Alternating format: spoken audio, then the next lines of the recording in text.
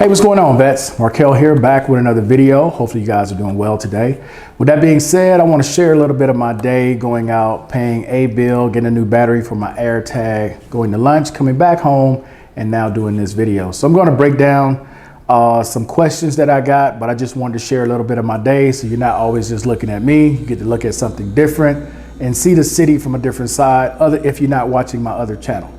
So I want to go ahead and get started with the first question that was left behind. This is a question from someone where the VA has assigned a fiduciary to this person. This person is saying that the Department of Veterans Affairs with false claims and their families have ruined their lives and taken over their finances. Now, I'm not an attorney. You know, I understand you're frustrated and you're looking for help.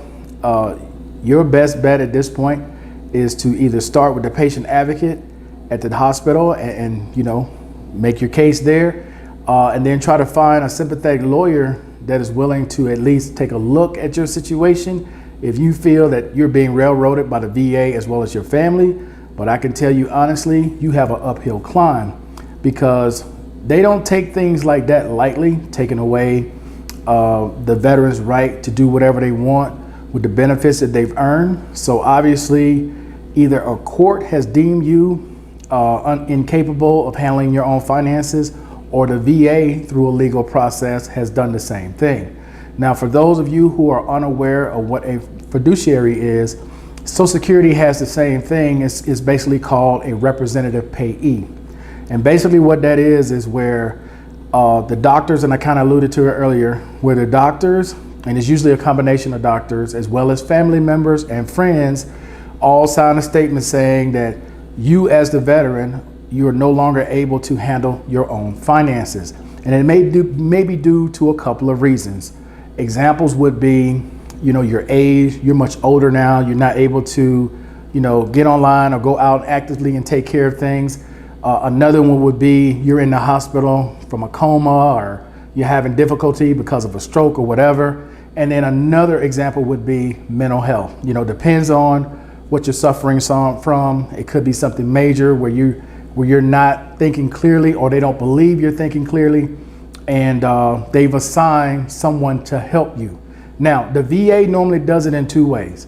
The VA will either take a court decision, like if someone took you to court and the court has deemed you incapable of handling your own finances, that's one way. The other way is the VA goes through an extensive process as well, and then they assign someone to be your fiduciary. Same with Social Security, representative payee.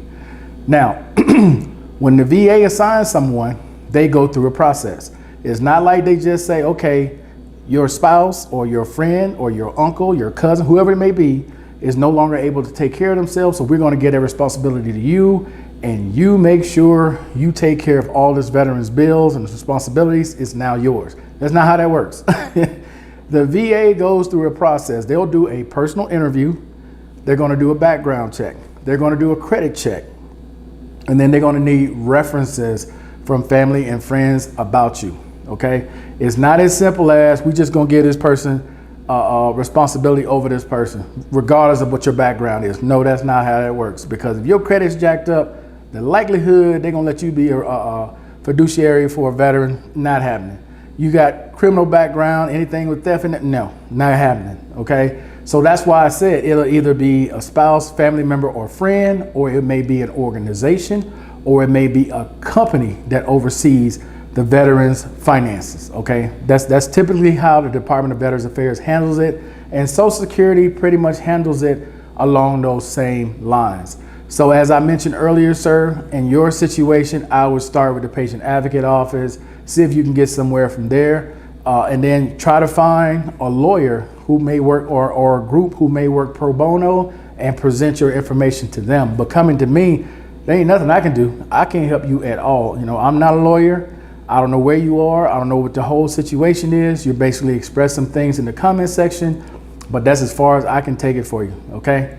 Now, let's move to the next one, which is a question about helping veterans find information for Stand Down. We kind of talked about this in the live show that we did. I couldn't think of the name of what it was at the time, but we were talking about VA Stand Down. You basically just go to Google, put in the Department of Veterans Affairs Stand Down program. It should pull it up. Now, Stand Down is not ran by the Department of Veterans Affairs. It is not. It is a separate organization that runs that program, all right?